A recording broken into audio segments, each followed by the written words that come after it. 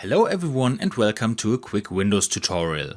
In this video I want to show you how to show hidden files and folders in Windows 10, because sometimes you need to work on them, but Windows unfortunately doesn't show these files. But showing hidden files is pretty simple. At first we go to the search bar and we type File, Explorer, Options.